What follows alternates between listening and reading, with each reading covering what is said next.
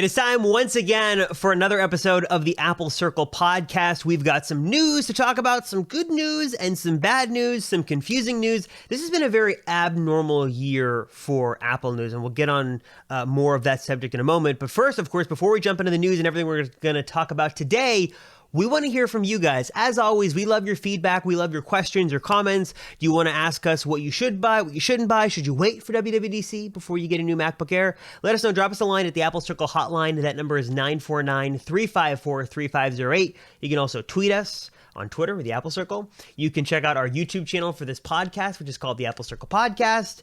And that is a lot of different ways to connect with us because we want to hear from you guys and we can get connected and talk together. As always, I'm joined by the co-host to this podcast, this wonderful podcast, Matt Gonzalez. Matt, how you doing this week? How is everything in your snowy neck of the woods? Is it still snowing there?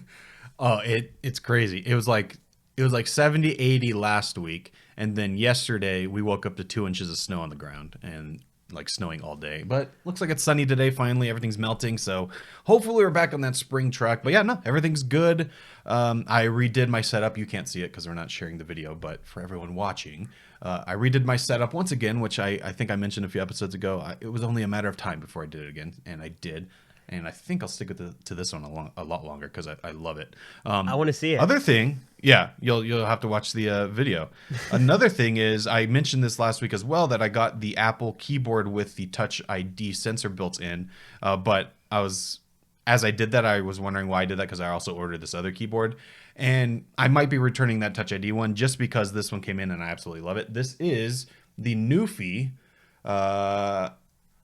Air 75. So you may have seen this floating around. This is kind of the latest and greatest of the mechanical keyboards for Mac specifically. I mean, it works with Windows also. You have the different keycaps you can switch out, but it really comes as a Mac keyboard. And I don't know. Have you heard of this keyboard? I haven't, but I'm looking at the Amazon page for it now. It looks cool. And I love they have the picture that it is like the exact size of the MacBook Pro keyboard. Yep, exactly. Which is nice so because you can actually place it on your MacBook if you like the mechanical keyboard. Huh. Yeah. So how do you like it? So it's not a full size mechanical keyboard. So it's a and what I mean by that is instead of using full size switches, they're slim switches. That was something I was worried about because I like the full size mechanical switches, but I was just getting tired of what's the other brand? The Keychron. They were great, but I just, like you mentioned, you were getting tired of yours. You switched away from it. I was in the same boat for multiple different reasons. So far, I absolutely love this keyboard. It's my favorite keyboard I've ever had. I can't remember which switches I got because I think I got blue, Gatoron blue, but let me just give you a little sound test. They sound so nice. Let me turn it off real quick just so I don't mess anything up. But like I think they're pre-lubricated. Like they're very soft, very linear, I just love it. This is a keyboard that I'm very happy with, and I think I'm going to be using for a long time coming. And I also like the way it looks. It has RGB, but I turned all that stuff off because I really just don't care. Another great thing that the Keychron doesn't do that this does is, so this does go to sleep. Obviously, it's a Bluetooth keyboard with a battery built in, so it needs to go to sleep so it doesn't keep draining it all night. But the wake time is extremely fast, and also it doesn't go to sleep immediately. The Keychron, like, it goes to sleep within 5 minutes, right? You could change that, but like default settings, it goes to sleep super fast. This one doesn't, and I have yet to charge it. I didn't even charge it when I got it. I've just been using it, no problems. It's been a week, basically a week since I've been using it. No battery issues, no anything. It's great. I love it. So I think if you're in the market for a new keyboard, this is definitely one worth considering. I think they just released a smaller version. This is a 85. What do they call it? Yeah, 84 key. What's the word for that? It's a 10 keyless. I think that's what they call it. 10 keyless. They released one that doesn't have. I don't know all the keyboard terms, but it's a little smaller than that. It doesn't have the the function row key. It's like integrated with the numbers, that kind of stuff. So check it out. It is back ordered usually. That's why it took forever for me to get it, but worth it so far. I'm loving it. We'll try to put a link to that. We're going to put a link to all our recommendations down below. I know we did. That's a good idea. We didn't do that the other day, and then people were very upset. They're like, you talked about that screen protector and you didn't put a link. So this week we'll try to put a link to that. We'll put a link to the Apple keyboard. And then again, like Matt mentioned, I'm using the MX keys, which I really like this keyboard. And I should say the Keychron keyboard, they're coming out with more keyboards. Like every couple of weeks, they've got a new model. They're nice keyboards. They're built well. Yeah, they're really good. I liked it so much that I spilled coffee all over my first one, and I bought another one. I think it was the K4 or K2. I think it was the K2. Built well. I just found that like after a while, I had battery issues. I had connectivity issues. The sleep issues, like you said, Matt, was kind of took a while for it to wake up.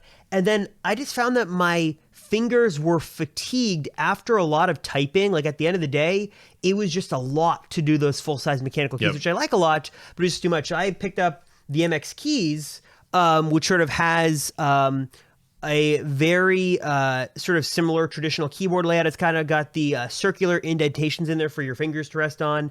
Good amount of key travel. I got the little keypad here, a number pad on the other side too. Built well. I like it. And Logitech obviously makes some great stuff. So we will leave a link to all our recommendations down below. But here's a thing for you, Matt. Have you heard of people who don't use the Magic Keyboard with Touch ID exclusively, but they're like Velcroing it under their desk so that they can just use the Touch ID sensor for when they actually need to authenticate with Touch ID? All right, I already have it, and I'm gonna do that. There today. You go. That is a hack right there for sure. That's a great idea. I'm gonna do that. If only Apple would make an independent Touch ID sensor, that would be great. But in the now the next best thing is the keyboard. Yeah, this wouldn't really work for our setups, but the other solution would be built-in Face ID, so you don't even need to worry about that. But that would be a good idea. What if they built, back in the day they had the iSight webcam. What if they built a new version of that? Because like the XDR doesn't come with a webcam, so them making a webcam is not the craziest thing in the world. What if they did that and it had the Face ID sensors built in, so you could just add it to anything? That'd be kind of nice.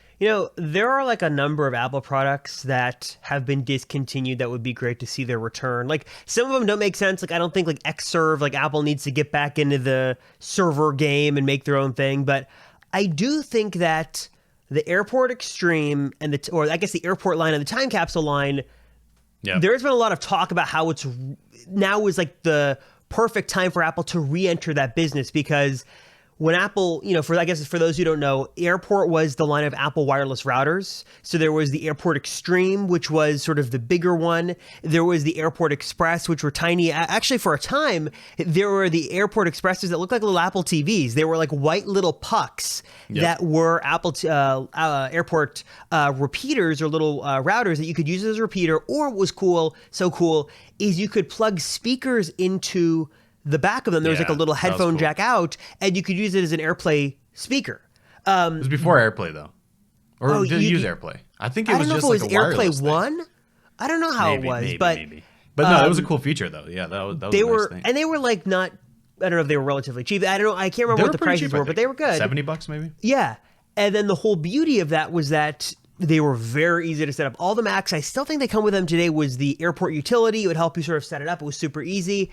And then there was the Time Capsule, which was like the Airport Extreme, so the router, but with a hard drive built in. And the beauty of that was that you could back up all your Macs wirelessly or wired to the Time Capsule, which would sort of be your time machine backup, which I feel like, when was the last time Apple talked about Time Machine?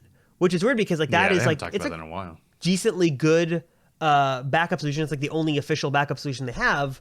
But that was like a really cool system. And my parents actually still use an Airport Extreme, not for the wireless capabilities, but just as the router. It still sits there. It's still running good. But when you see like the Eeros and the Ubiquities and the Orbis of the world today, it would be nice for Apple to come out with their own Wi-Fi system that was just dead simple to use. You plugged it in, it just worked, all the stuff auto-configured. Kind of like you said, the iSight camera and Apple bringing things back. Maybe there is something to Apple bringing back some of these older products and really sort of delivering a really compelling option, an easy option, because now even the easiest systems still aren't so easy. And I feel like Apple has such a great reputation for ease of use and install that, my grandparents, for example, or even my parents, it's like, hey, go to the Apple Store, buy this, just, plug it in, look on your phone, it'll walk you through the process. I feel like routers and printers are very complicated. Like you just pops up on your iPhone, easy to set up. That would be cool. I don't know. Do you think Apple would ever re-enter that system? I mean, they re-entered the display business, which is kind of cool. Yeah. Do you think we could ever see that, or do you think Apple's just sort of, they're out of some of those industries for good?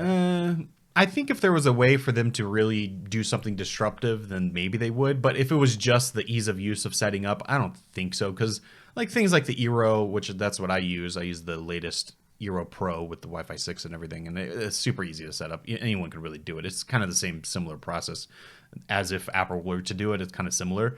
So I don't know if they would really do it unless there was some kind of new wireless technology they partnered with a company with to kind of, you know, how they partner with Intel to bring Lightning or, you know, that kind of thing. Maybe if they did that and it was like the Apple was the flagship product to introduce it, then maybe, but yeah, I don't think they'll get into it. Although I would like to see it. I never actually used the airport anything for anything. I always used like Asus or Linksys or, you know, what I had a couple. I know like some relatives of mine still use the airport or the time capsule, which still works, even though the hard drive in there is probably going to go bad very soon. My parents, like I said, they still use the Airport Extreme. It's a fine like router, but I wonder like how much the volume of Apple support calls decreased once people stopped buying those, because you got to imagine that, man, the amount of time and effort, and Apple, you know, they do a very good job with the support. They're very friendly and knowledgeable, but it's like any ISP would tell you, anybody really with any tech support, that I feel like the internet, the modem, the router, those are just like a nightmare to support. And someone could have an issue with their computer or their internet service could be down, or there's an issue with the modem. But because Apple is the, you know, logo on the box of their internet, or what they think is the internet, they're going to call them and start doing diagnostics and support. And I feel like that could just be a nightmare. I'm not sure if Apple takes that into account when they release products, but I've got to imagine that it was a headache for people every single day to be like, oh, here we got an airport call. What's going to be wrong here? And it just sounds like a mess. Yeah, no, definitely. I was thinking that too, because no matter what Apple does, no matter how good the product is, at a certain point, something's going to go wrong. And maybe a simple restart will fix it. But if you don't know that, I mean, it's like, I mean, what do? You don't, because on one hand, you know, maybe a restart will fix it, so it's super easy. But on the other hand, you don't have internet, so you can't even look up if that's what you need to do. So it's like, it's just a mess. So yeah, you'll eventually just be calling Apple. I guess maybe there's a way for Apple to do some kind of smart diagnostic on your phone where you go into the Home app, check your router, and it tells you, okay, here's the issue. It's actually from your modem. We're not receiving a signal. And it says it like in plain English instead of, you know, us who are more familiar, we can actually tell that kind of stuff. Like, okay, the router is up and running. I can tell that. But the light is blinking from the internet, which means there's something wrong with the internet. You know, we can figure that out. But if you don't know that, you don't know what the blinking light means, right? So maybe there's a way to do like plain English tech support in the Home app. But do they really need? I mean, maybe they could do that with anything, because like Eero connects to HomeKit. Maybe there's a way to actually do that. I don't know. That'd be kind of cool. I mean, there's certainly a case to be made that it would be great for them to enter it, and like there's a privacy approach and a security approach that they could really take. But also, it's like at the end of the day, if the R&D money is flowing, where does it flow? Is that really a good return on investment? I'd probably say no. I don't really know how well those sold, so maybe it's just wishful thinking on our part. But anyways, getting into the news for this week, like most weeks, not a whole lot, unfortunately, but we did get a couple of interesting tidbits. Speaking of sort of upcoming events, we talked about WWDC last week. We talked about what hardware we could see, if any. Not a whole lot has changed on that, but while I was doing research for a Apple Circle video, I love to go to Mac Rumors and look at their roundups, because they always do a really good job of like telling you, here's all the info we know. We've compiled all the rumors together. And like usually the pages are like pretty long of like, here's everything we know and here's what to expect. When I went to the iOS 16 page, and you can go to it right now, it is pretty sad. It's abysmal because there's nothing on there, because there is so little we actually know about what could be happening. And Mark Gurman from Bloomberg gave us a little bit of insight as to what we could see. Basically, Matt, correct me if I'm wrong, no substantial redesign is predicted for this year, but I think he mentioned something like maybe better notification management. So here's what he said. Ahead. He said, on the iOS side, I'm looking for some fairly significant enhancements across the board, including an update to notifications and new health tracking features. Not expecting end-to-end redesign, even though it's 10 years old. And there might also be a new iPadOS multitasking interface. So that is pretty lame. Although he does say a pretty significant enhancement across the board. So what does that mean? Does that mean enhancement in stability, since there's not going to be very many feature changes? Does that mean there's going to be features that we just don't know about yet? We just don't know. There's never really that much rumors about iOS. Yeah, I don't know. And it's like every year we always kind of don't know, like, is it going to be a huge redesign? Is it not? And I think that, everybody with the hardware and the software of the iPhone, they always think about those big years, like the leap from the 7 to the 10, or what was the big redesign? Was it iOS 7 that got the That big was redesign iOS from 7, 6 to yes. 7, which was a little controversial? I think that it would just be nice to see, and maybe, I guess that's the other question too, is do people care more about the looks or the stability? Because Apple could make it look totally different and like give us a fresh coat of paint, and that would be cool, but maybe it's not so stable. Or what they've continued to do sort of lately is stability, make it more stable. But I feel like it just, widgets are nice, but there's just something about iOS that feels very tired. It's the same app layout. It's the same sort of levels of customization we've had. It's just the same thing. Maybe, I don't know if I really want app icon refreshes or if there's something with the display. I think for me, it's like I'd love to see the home screen get sort of reimagined, because that really has not changed at all. It's the time, it's the date, and that's it. It'd be nice to sort of have better customizations with the different elements. And I don't know what other specific things I'd like to see, but I just feel like it feels very same old, same old. I don't know what else to call it. It feels like there just needs to be some kind of substantial refresh to come. And every year we think it's going to come. And again, this year in 2022, just doesn't seem like it's going to happen this year. Yeah. Here's the thing. Here's a few things that I think could happen. Well, okay. Actually, let me rephrase that. Here are some things that I think would be good updates to iOS that I don't think will happen. First, Siri needs to get updated, which back a few years ago, that was all the rumors that they hired the guy from Google that was in charge of Google Assistant and now works at Apple. I don't know, maybe he left. I don't remember what happened with that. But everyone was like, oh, Siri's going to get a really good improvement now because they're really working on it. And that was kind of the rumors that they were really going to do an overhaul on Siri, and nothing's happened with that. Maybe it would be nice to see that finally happen. I use Siri quite often and I like it, and it works pretty well. I'm still in the boat of people used it a long time ago and it sucked, and now they just don't use it anymore and still think it sucks. I think it's okay. It's not as good as Google Assistant, but I think it's okay. But it could still use a lot of improvements. So that's one thing, but I don't expect that to happen. Another thing would be, I kind of agree with you, the home screen. I don't think it needs a full, we don't need to get new icons or anything like that. Although that maybe it would be nice, but I don't really care about that too much. But one that I would like would just be able to rearrange the home screen however you'd like, whether you want the icons at the bottom or you want them on the side or you want them on the top or just wherever. If the grid allows you to put an app there in grid view, well, just let me do that without having anything on top of it. I think that would be nice. Another thing would be, excuse me, some new widget sizes, but specifically for the iPhone. We got the super huge one for the iPad, but on the iPhone, I'd like to see either a 2x1 or a 1x1, so that for the weather, for instance, I don't need that taking up my whole screen, but I would like, to see what the current temperature is maybe. So that'd be nice, just have a single icon that is a widget. Kind of cool. I know people have been wanting the widgets to be interactive also. Not something I really care about too much because of the widgets I personally use, but it could be nice. Like, for instance, actually, I take that back. There's one widget I use that would be nice, which is I use Things 3 for reminders and like to-do lists and stuff like that. So that'd be nice to just check it off in the widget instead of having to open it up every single time. And then I'm trying to think of what else. So Gurman did say that possible updates to notifications. I'm not really sure what that even is. Like, what does that mean? I'm not sure what I would. Everyone always complains about notifications, but I'm not sure what they would want changed. Are you in that boat? Like, do you want changes to notifications? I don't know, because didn't they just do recently or somewhat recently an overhaul of notifications? Yep. I feel like it's fine. Honestly, and it's funny talking about notifications, is I feel like I've had a weird issue the past couple of days where I'm not getting notifications, and that always seems to be like, why do notifications sometimes not come in? But I don't know what else they could do.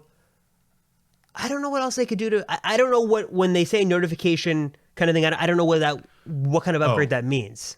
There's one update that I saw in the comments of this article on Mac Rumors, excuse me, that I would love. And this is notification syncing across devices. If they're on the same iCloud device and I already dismissed this DoorDash order, that's a good one. Get rid of it on my iPad, or more specifically is messages. So for iMessage, it does great, but when you sync your SMSs through your iPhone, and you can do that on your iPad or your Mac, those notifications don't go away. just let that happen, please. Like if I take care of it on my iPhone, or I take care of it on my iPad, obviously I've seen it, so it doesn't need to be on every device anymore. That'd be one. That is an excellent, because you know what? I see that every single day. It's like I pick up my iPad. I got a bunch of notifications of things I've already cleared on my phone. That would be one thing. I don't know what else, because you can already sort of do, like with messages, you can like kind of hold down and do like replies. And I don't know what an overhaul of the notifications really means. And I know with the health stuff, there's going to be, I think, medication reminders or pill reminders, which is good. Those are good. Yeah, nothing wrong with that. It's just, there's always the question of, okay, do we know so little because the upgrade's going to be huge and Apple just did a really good job hiding it this year and like they've really kept it out of the leaks? Or is it just really going to be very insignificant and there's not a whole lot to report on? It seems like it's going to be the latter, not the former. Maybe we're wrong, but I just feel like, does it sort of just feel like, I don't want to say Apple's not working on things and making improvements, but it just sort of feels like we're just sort of going through the motions every year with a couple of things. And like they'll talk about things that like don't really launch, like the state ID stuff is starting to slowly roll out. The car key stuff seems to be in very limited release. Like I almost feel like they're putting time and effort into things and giving precious keynote time away to stuff that really a very small number of people actually use. I don't know. Maybe that's just me being pessimistic, but I don't know. Well, I mean, they're all things that I would like to use, but they're just not quite there yet. And it's like, let's make them available before we start doing all kinds of other stuff. But a lot of these are kind of out of their hands. Like, for instance, the car keys. Well, cars have to build those in for it to actually work. So that's one thing. The other, like for the state IDs, well, the government has to approve them and actually roll that out. And then at the same time, it's like, okay, maybe technically it works, but do I want to be traveling with only my digital ID where... Okay, it works like, I think it's available in Arizona or something like that, some state like that. And okay, fine, works here, but then I go fly and I'm so used to using my digital ID that I forget my physical ID, and then now I go somewhere that doesn't take it. Like, is there some kind of issue there? It's like, so at that point, I'm just like, well, I'll just use my regular ID. I have no problem with that. I've been doing that forever. And yeah, so it's like those kind of things. But I will say, I was always in the same boat as you were. You know, they always do these announcements and they do the video where they show everyone using all these new features. I'm like, no one really lives their life that way. Like, I'm not gonna, like, I don't need to, when I get into the car every single day, put my navigation up on my screen. I know how to get home. I do this commute every single day. The traffic patterns don't change that often. Like, I don't, those kind of things. Like, I don't know who really lives like that. Maybe people do. Maybe I'm just not like that. But one area where I finally gave in. I was like, maybe I just need to give Apple a chance here. Maybe they have a good idea, and that's with focus modes. So apparently focus modes are getting another update in iOS 16. No huge word on what that's going to be, but basically a focus mode turns on and off certain features of your phone during a particular task. So for instance, if you're at work, if you're at home, if you're in do not disturb mode, or if you're driving, those kind of things, if you activate the focus mode, you're going to be more focused so that only certain apps appear, so only certain notifications come through, and there's certain toggles that you can do to make those focus modes better or worse. And apparently we're going to get more toggles to kind of get more customization in these focus modes. I didn't use focus modes since they were announced because I just thought, like, why do I need that? I know how to use my phone. I know where everything is. But I thought, let me give it a shot. Maybe I will actually be a little bit more productive, and maybe they'll work. So what I did is I set up a work focus mode. So it has a completely new home screen, and basically my calendar, I have the biggest calendar widget for Fantastical at the top, which normally I would think is super ugly, but during the workday, it's actually important. That's something I need to look at. So I just put it, and then I also have my reminders or my to-do list as another widget, and then I have my 4 apps that I use, which includes like social media and Telegram and that kind of stuff. So it's like basically all work focused. Everything else I need is in the app library, or I also have a few things in the Today View widget section if you swipe to the left. So that's what I made as a home screen, and I set it to activate every day at 9 a.m., which is when we start work, and it deactivates at 5 every day. So when it deactivates, it goes back to my traditional, home screen setup that is very minimal and doesn't have very many apps on it, because that's just how I like my phone. So that's cool. I like that. is it really doing much for me? I don't know, but I like that I don't have to think about it. And then now when it's time to work, all my work stuff is there.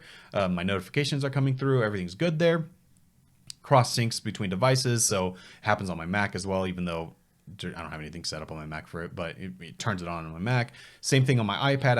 I did the same thing on my iPad where it's a work view. Another one is for driving, which I haven't really set up because I just don't really need it. But the driving one is you could set it up so that when it detects it connects to your Bluetooth in your car or CarPlay, for instance, then it'll automatically activate the driving mode. It'll turn off some notifications. It can even tell people that you are driving so that you don't like seem like a jerk if you're driving for a long time. You just never reply. It's cool. There's some things in there that I never really thought I would want to use, but now that I'm using them, I'm happy with them. And geez, like my little cough is coming back, but I like these features, and I think the one thing that's wrong with them is that there's not enough triggers. So this update or this supposed update that we might be seeing in iOS 16, I'm all for. So one of the issues is, for instance, for the car, I want to be able to make my own. There's like certain limitations. Like for instance, I want my own homepage in the car, but it doesn't let you select a homepage because I guess you're in the car, so why would you need a homepage? That's its logical thinking. But I don't have CarPlay, so I want a big widget of maps. I want a big widget of like the phone call or something like that. But it doesn't let you do that. So I was like, okay, I'll make my own focus mode, but then you can't set it to activate when it detects Bluetooth. So it's like there's limitations like that. I just want those to be lifted. Yeah, I don't know. Have you messed around with focus modes? That's how you know what? The only time I actually messed with it was while you were talking about your work focus mode. I was going in there into the settings and trying to see if I could build one out. I haven't. It's one of those things where twofold. One is I just haven't had the need to get in there and had the time to customize things and get things set up. Yeah, that's and also I just have this irrational fear that I'm going to miss a notification that is important, which I know you can allow notifications through and that probably won't happen, but I'm like, oh, if I mess with something, then I'm going to miss something. And I've just never gone through. The only mode I have is just sort of the regular sleep mode that just sort of turns on at night and sort of disables notifications. I've never gone in there and done the focus mode, but maybe you've inspired me that I should. So now I got to go in there and tinker because it would be nice to have, like you said, like, okay, during the workday, give me the big calendar view of everything going on, give me Telegram notifications sort of first and foremost, sort of hide like any app junk that I don't need. That would be sort of nice and just something I haven't dug into. And like Apple spent a lot of time WWDC last year talking about it, and I just feel like curious how many people actually use it, because I know when it first launched there were a lot of people building out their modes and this and that, but I wonder how many people these days actually use it. Yeah, I'm not sure. I don't know anyone that uses it personally, so I got to get on it. Maybe there's a lot of people out there that secretly use them, but yeah, I don't. I will say the other one that I forgot about, which I didn't think about as a focus mode, but it is sleep. That is one that I just never use because I'm one of those people that when I set my alarm in the morning, I set like 20 alarms because I'm just so paranoid I'm not going to wake up. Don't you not set an alarm? Is that you? I don't. I always just wake up. I mean, well, now with the baby too, she's up. She is my alarm because she wakes up at 6. That makes sense. But before that, my body just sort of always woke up and I never needed one. But I do like I get like a lot of like annoying, like, whatever it is at night, like emails come in or whatever. Yeah, like it is nice just to have that sleep mode turn on automatically. You don't have anything coming on. And see, that I think is good. But I almost wonder, like, do you really think all the time and effort and everything that went into focus modes, because they spent a lot of time on it, especially at the keynote, I'm sure a lot of R&D time. Do you think that was really worth it, or do you think they could have built something else that would have been better and more usable? What would you think that they could? That's the thing is I don't know, and it's a personal preference because, like I said, I'm sure many people out there use them, but I guess to me it's like I'm not going to use them, so I feel like why it's kind of a waste there. But I guess you know what, maybe it's just a case of it taking a little bit more time, because that was the thing too with widgets. It's like when widgets first launched, there wasn't a lot of support and the widgets kind of sucked. But now, if you haven't checked recently, there's a lot of good widgets supported by the apps on your phone. And I love widgets. I love the weather widget. I got, like you said, the Fantastico widget and got that. And then on my other page, I've got a sort of a different Google Calendar view. Widgets are really cool. And it would be nice. I'd like interactive widgets, and then just some way to, and this always comes up, move the apps around freely or have a little bit more control. I hate the rigidity of the app layout on iOS that would be nice to sort of get rid of and change. That would be nice to see. Yep, I agree. And I think let me refresh this page. It's like using too much memory. I hate when that happens. But this comment here, I think, kind of encompasses my thoughts on iOS 16 and just future iOSs going forward. And I think you'll agree with this comment. It says, I don't necessarily think iOS needs a massive overhaul. Kind of like it the way it is, but prove me wrong. So Apple, prove us wrong. We can't think of anything that there is that we really want. There's a few little tweaks here and there, but if we're gonna do something big, there's something there. I don't know what it is, but I think that's Apple's job to prove to us why we need something different. I don't know. Do you agree with that? I agree, and like I said, I'm a horrible critic because I don't know what I want, but I know I want something different. And there are a lot of incredible people at Apple working on this, and I have no doubt that the stuff they're doing is great. It's just I don't know. I think that a fresh coat of paint in some areas could go a really long way. And I think that as the iPhone's design sort of evolves and changes, and any little design change is a big deal, I think with iOS, some kind of design change, whether it's an always-on display or it's something with the home screen or the lock screen, little things like that would be a big deal. And I think it's about time that Apple change something up at least a little bit, at least give us the option to change it a little bit, because it's been about the same. I mean, the last big change in the lock screen was what? The slide to unlock to swipe up to unlock, or whatever it used to be, or... I mean, it's been a while. Maybe the tap to wake, maybe. Yeah. It's been, but it's from the iPhone 6S, 7-8 days. So it's been a while, yeah. So that's about what we know with iOS 16. With watchOS, go ahead. Well, before we get to watchOS, there's one very, very disappointing sentence from Gurman here. But there might be a new iPadOS multitasking interface, and the fact that is what is of note of iPadOS. That's as disappointing as it gets. It doesn't look like a good year for iPadOS. Again, we've talked about this before. I don't know why the iPad is so limited by its software, because it's not hardware limitations, it's strictly software. But yeah, okay, so you got better multitasking, better multi-window support. That's it? I don't know. I don't know what else to say. I'm very disappointed by sort of the limitations Apple chooses to put on the iPad because of software. Yeah, but maybe that's just what he knows about, and maybe there's something behind the scenes that's super secret under wraps or something. But I'm not holding my breath, especially now that we're getting a little bit of rumors about what we might see. It seems like it's just going to be another boring year. But what were you saying about watchOS? Let's go talk about that. So I don't know if we know specifics on the software. I'm assuming that whatever health features come into the health app on the iPhone will in part translate to watchOS. Like the pill reminder stuff is probably going to come in, and then that's cool. And I think we're supposed to see better health or fitness tracking. One tidbit that was worth noting was from Mark Gurman, did a Spaces on Twitter. He's been doing Spaces regularly. He did one with Nilay Patel. He did one with Marquez.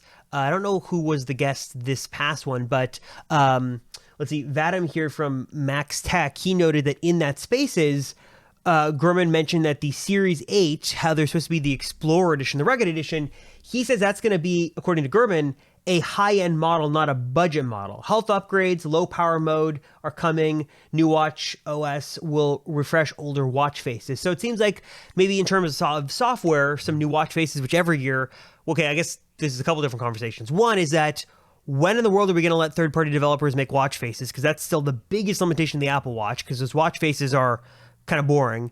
And also, I'm excited to see what could a high-end Series 8 Rugged Edition look like. Is this the one with the new design?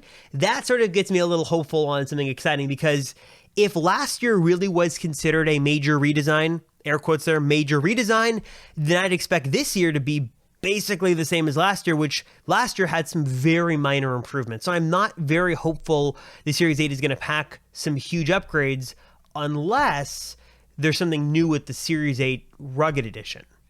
Yeah, no, I never even considered that the rugged model would be a higher end model. I always assumed it would be the cheaper model, because it kind of goes in line with Sport, which is what originally the aluminum version was called. So you'd think it would be like the lower end model because more people are going to want them. But in a way, it kind of makes sense that maybe the more rugged version would cost more to make and be more fancier in a way, and it's a special edition. So I mean, that kind of makes sense. I can see how that's possible. And then I guess, but if that is the case, then I'm expecting a little bit more from this. I'm expecting some better materials. I'm expecting some Actually, I don't know what I'm expecting now that I think about it. Better materials is the only thing I can really think of.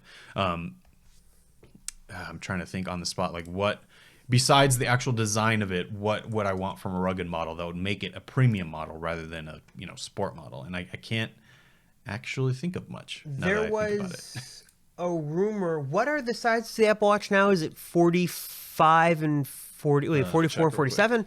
When you look, because one of the rumors we had heard early on that I'm not sure if it's still relevant is that this rugged edition might have a new screen size option. That there'd be now 3 size options, but maybe the rugged edition would just be 1 size. But I don't know if I want to go down in size to get a higher end Apple Watch. It's very confusing because, as the name would suggest, I would assume the rugged edition is like a tough, Samsung calls it the active line. It's like, ruggedized, like got this gnarly material on there. So if you're rock climbing or going to the beach or you're going extreme, whatever, it's waterproof, dustproof, shockproof. That's what I'd assume it is. But maybe it's going to be called something else. Maybe the Explorer edition. Maybe they call it Explorer Edition. It's like this really nice premium thing that's got something built in. I'm not sure. But I wonder if there's going to be a third screen size option. Yeah. So 45, and I'm trying to look for the smaller one. I can't remember what the smaller one is, but 45 is the big one now. So maybe a 47 or something. And that's your bigger watch. So not, it's not going to be huge, but it definitely will give you more information. I guess maybe some things there that would be interesting are better health tracking features.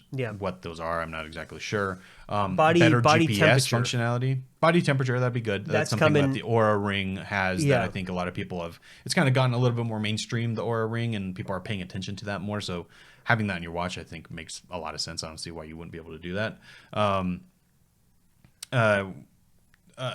Something that like the Garmin watches do is they do really good running and cycling and those types of activities. They're very detailed. That's something a lot of people, because I know Alexa, my wife, her cousin does marathons, and he has an Apple Watch for like every day, but he uses the Garmin for training because it just has way more detail in terms of things that actually matter when you care about your results. For us who just kind of exercise to stay healthy, then we don't really care about the minute details. But if you really do care, then the Apple Watch isn't sufficient. So maybe it does that.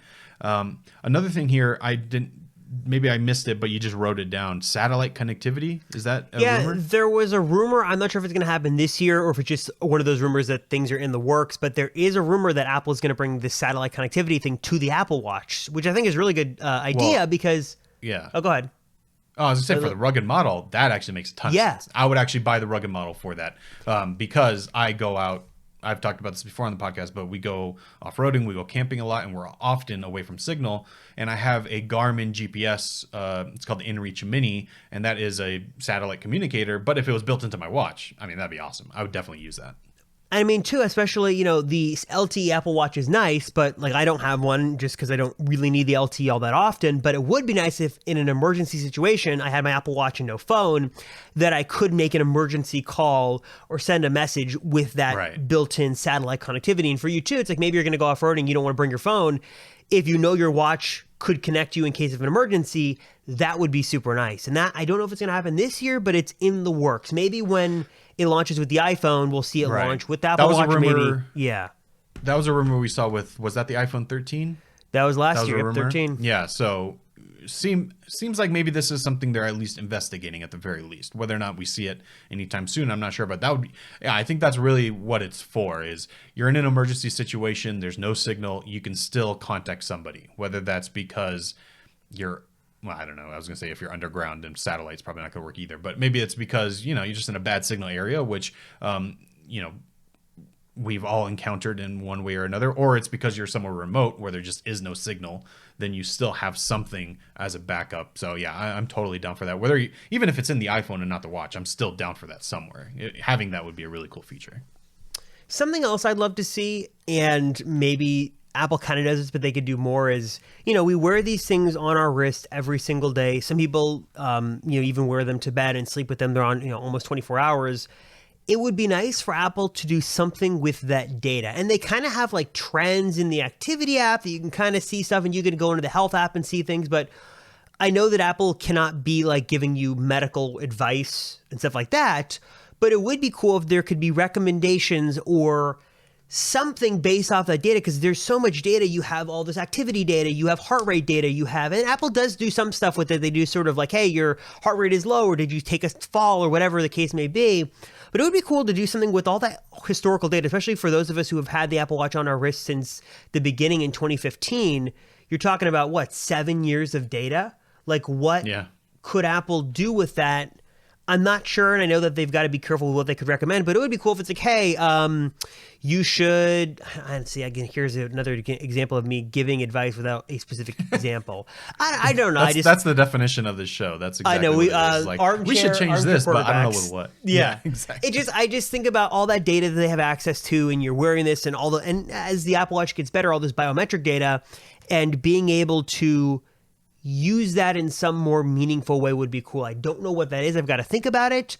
But if you think about it, all that data, all the days and weeks and months and years you have this, and it's all, sort of on your phone if you go digging for it, it would be cool if Apple could sort of model that to do something cool. I'm not sure maybe that's like predictive stuff. Like maybe it's like, oh, based on your activity, you're going to die at the age of 94. I'm not going to do that, but just something with that data would be cool. I got to think about what that would be, but... Yeah, I would say that that's probably their goal, but they just can't really do that. Like, even if technically there was something in your data that showed some kind of statistical probability that something would happen, first of all, that would be considered medical advice, which they really want to stay away from. And then also, it might be wrong, so they would also want to stay away from it. Because what if they mess it up and then, like, it's almost like the Theranos... where you get a drop of blood and suddenly they tell you have cancer. So you go get your chemo treatment and you actually didn't have cancer the entire time. They don't want to be in that situation. So I don't know if they will ever do something like that, or at least not anytime soon. But it seems like that's kind of their goal. Maybe their goal is let the watch have all the sensors, and then third parties can do that. So they partner with, doctors, they partner with, Stanford to do these medical research studies. Maybe that's their goal. Instead of them actually giving you things, maybe there's an app that you can install from third party that uses all these sensors, but they do it. And maybe that is your doctor or something. I could see that being more likely. It'd be cool if they gave and again, this is hard because Apple with their sharing practices is very touchy, but if you could authorize, hey, this is my healthcare provider, this is my doctor's office, I want to give them access to this Apple Watch data, and then they can be the ones analyze it. Can you? They always talk about it, but I don't know if it's just specific hospitals or specific studies. But I know I was in, they had that open heart study I think you could do a while ago, and that's kind of cool. And that's what would be so cool is like, hey, the doctor's office called. It's like, hey, I noticed with your Apple Watch this, and this.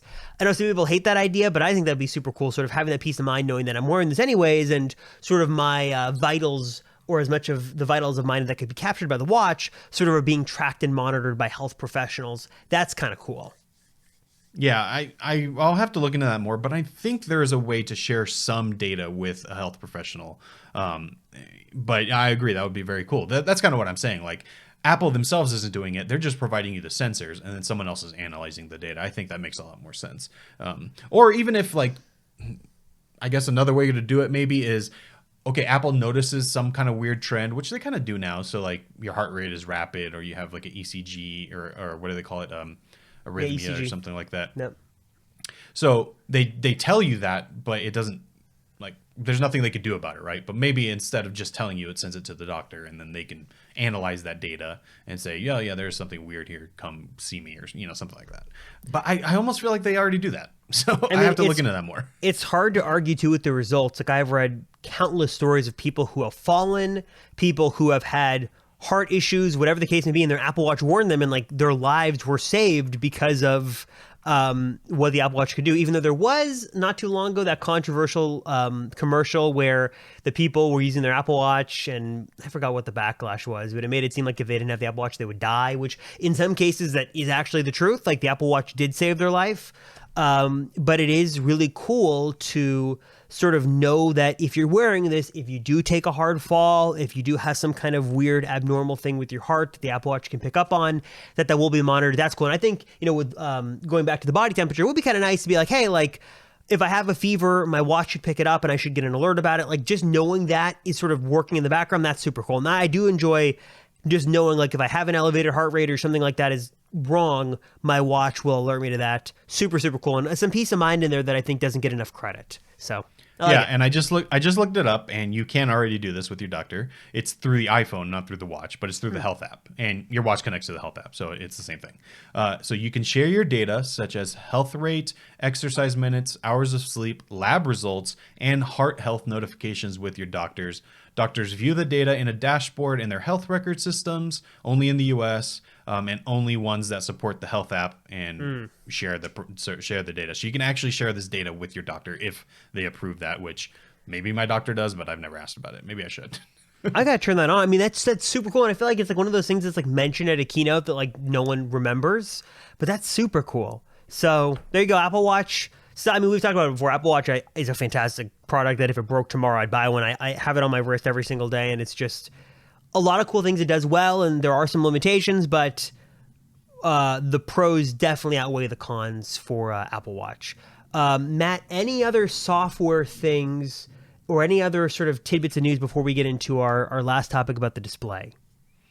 Yes. Well, no. Well, yes. I just looked up in the health app, like for the health centers around me. There's a lot, so I gotta check this out. This is kind of cool. I gotta look into this now. So I gotta look into it.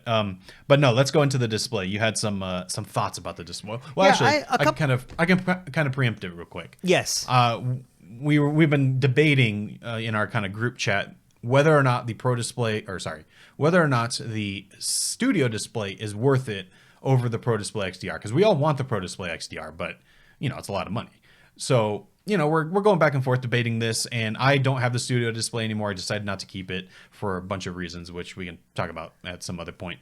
But we that led us down the rabbit hole of looking at used options for the XDR and also just new options. And one, if you want a brand new XDR right now, you're not going to get it till mid-May at the earliest, which is quite a while to wait. So that means Apple's not making that many, presumably. But if you want a used one, you're only saving like $500. Like the deals are very few and far between. So there's some questions there. But yeah, go ahead. What was your thinking on this? Well, it was interesting because we're kind of, like you said, we're talking about the displays, and, there's a whole argument about, is the Studio display great, is it not, and, Pro Display XDR is so good, but it's interesting that, Apple products are known for holding their value very well. Even relatively old Apple products and relatively expensive Apple products. But I feel like the Pro Display XDR is a little different because a couple of interesting factors here. One is that people who bought them, they are expensive, but they love them. And there's not a whole lot for sale, which means the ones that are for sale really are selling for almost brand new. And it's interesting how, this product that's now, a few years old is still a very good investment because it's still retaining a lot of its, original value. Just kind of interesting how, I don't know where I was going with this whole point. I thought it was interesting how it's held its value so well. And there's the debate about Pro Display XDR versus Studio Display. And if we'll see something in the middle, I'm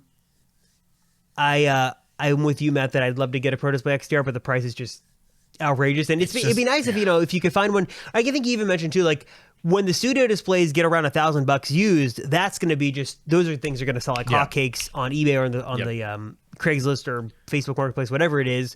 But with Pro Display XDR, there just are no deals to be had, which every Apple product, maybe not the Mac Pro, but everything else, there's always like a deal to be had. With Pro Display XDRs, they're such a hot commodity that you are usually paying top dollar to get one and a very, very small discount if you want to buy it used.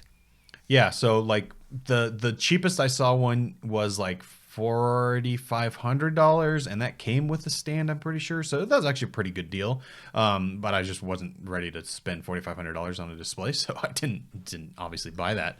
But now that one is gone, and now the cheapest you can find on all of eBay is like $5,000, which is not that. I think that came with the stand, so it's like $500 off basically. It wasn't very, very good of a discount. So yeah, it's tough. I'm hoping. Well, I also have all these issues where, like, when the new one comes out, well, I'm not going to want the old one anymore, even though those will probably go on sale for cheaper. So there's just a no-win scenario. I'll just have to figure out a way to be able to spend $5,000 on a monitor. Is the sweet spot a 27-inch mini LED Studio Display Pro? Is that the sweet spot? What's the issue? Is it the resolution? Is it the size? What is it about Pro Display that's so much better? For me, it's a size and brightness. I like the HDR functionality. I don't use it obviously every day, but I do use it. speaking of, there's this app that came out, which it was this might have been last week, but it's called Vivid. Basically, it lets you override the MacBook Pro and the Pro Display XDR's 600 nit limit for the brightness of the display. Now, should you do this, that's up to you. Do it at your own risk. But basically, it lets you use the full 1,000 nits all the time for anything you're doing. And it's so bright. I had to turn it off because it was too bright. But when you're going outside or something, that is excellent. But basically, being able to do that kind of stuff on an XDR display or a HDR display, rather, is something that I like. And I like watching content in HDR. That's one of the reasons why I watch shows and movies on my iPad a lot, is because I like having that HDR experience.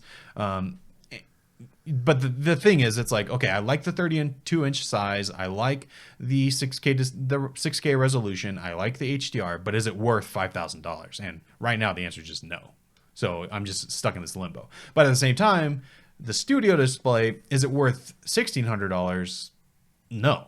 So it's like I'm just stuck in this limbo place where I'm just using what I have, which is fine. I mean, we don't always have to upgrade everything, but it's just, we're stuck in the middle here. It's like also like people always talk about, you can get an OLED TV because I think about like what a 46-inch LG OLED for like $1,800, and that. Which I've thought about doing that too. What about? I guess here's the question: would you rather have that LG OLED, which is 43 inches for $1,800, or a studio display for $1,600? Because the other thing with the TV is like technically it's not supposed to be used as a monitor, but plenty of people do it. I wonder what is actually better at that point. I'd probably get the studio display just because of the compatibility and the functionality. It just it's going to work. I don't have to worry about it. The OLED TVs, they've been out for a little bit now, so we've seen people like Linus who did updates of crazy burn-in and all that kind of stuff. It's like, do I really want to mess with all that when I could just get for a very similar price, I can get the studio display is great. Like, there's nothing inherently wrong with it. It's just the price. So it's like, if I'm already spending that money, I think I'd still get the studio display. But I don't know. I go back and forth with all this stuff. This is what I said. Once I see a deal for a Pro Display XDR panel only, that's all I need. I'll go VESA mount. I'll buy it myself. I don't care. That's fine with me. But give me the panel for $3,700. I think I'll buy it. I think that's worth it for me. Yeah. I mean, it's still a lot of money, but to be fair, we look at these displays all day, every day. So having something that's really high quality, I think is worth it. And for the foreseeable future, there probably won't be an update to either. The Pro Display XDR will get an update eventually, but probably not within the next, maybe within the next 12 months, but not anytime before that. And then the studio display that's just came out, so I probably wouldn't expect a Pro version or an update until at least a year from now. So you're sort of just like you said, you're stuck in this limbo, because if you want something, you got to wait for a deal, because nothing is going to change with the market in the next year. When the new one comes out, maybe that'll cause people to sell the Pro displays they've got, or maybe they're just going to hold on to them and just not upgrade it. There's so much uncertainty that's really tough. So you just don't know. So you just got to look on eBay and find a deal. And like you said, when you find a deal, you got to jump on it, because they're few and far between. Yeah, but this is, I mean, we'll keep you updated. One of these days, I'm sure we'll end up with a Pro display in some way, shape, or form. It will happen. It's just a matter of when. But yeah, I'm definitely not going to buy anything before WWDC, just to be safe. And then after that, I'll probably feel safe to do something, because I just don't think they're going to announce it in the fall. No way. It just doesn't make much sense, because the only way that would happen is if they announced like the Mac Pro with it, and then that means they would be announcing the M2 and the M2 Extreme at the same time, which is kind of weird. I don't think they're going to do that. So I think if they don't do it at WWDC, I'm going to feel confident that if a really good deal pops up, I can snag the XDR and not feel too, icky about it. It's still going to be a lot of money, but I think I can live with myself. I'm curious, do any of you guys watching or listening to this podcast, this podcast right now, do you guys own an XDR? Do you have a Pro Display XDR? Do you use it? Let us know in the comments what you like about it and what you don't like about it. Of course, that number is 949-354-3508, or leave a comment on this video. Curious, for those of you out there who own it, why'd you buy it? Do you like it? Do you not like it? Because I go on the Mac setup subreddit, and there are plenty of people out there who are balling out with Pro displays or multiple ones, and people have the nicest setups. I look at that, and I'm like, man, I have an absolute mess of a desk with a hodgepodge of things. I got to get rid of this iMac. It's a waste of space. people do such a good job with their desk setup. So anyways, let us know. You're moving, right? So you're gonna have an I am office moving. again? You're gonna have I'm gonna redo. Yeah, I'm gonna have the office, and I'm gonna. All right, now's the time. Maybe not pro display, but you gotta clean it up a little. Well, that's what I was thinking, Jed. I think I'm gonna get rid of this iMac because all I use this iMac for is Twitter. You can't see it; it's out of frame. But I have basically just Twitter up all the time. It's got horrible screen burn, and this is a 2014 iMac now, so it's considered vintage. And it's just like a waste of space and a waste of energy. Like I don't know what the power consumption is, but I know that I don't need to have this just for Twitter. So I'm gonna get rid of that. And yeah, I want to do some sprucing up and redo the desk a little bit. I like the peripherals. I like the monitors I've got. The BenQ that we've talked about before, which is a good monitor. I've got this Samsung their AirPlay monitor. I don't know what it's called. It's a fine monitor, kind of vertically mounted. I like the vertical setup, but maybe some desk changes coming, or at least in the next 2 weeks. My background should look a little bit different. So stay tuned for all that stuff. Of course, again, hotline number 949-354-3508. Drop us a line, question, comment, feedback. We want to hear from you guys. And Matt, anything else before we put the kibosh on this one for this week? No, that's it. Thank you all for listening, and we'll see you in the next episode.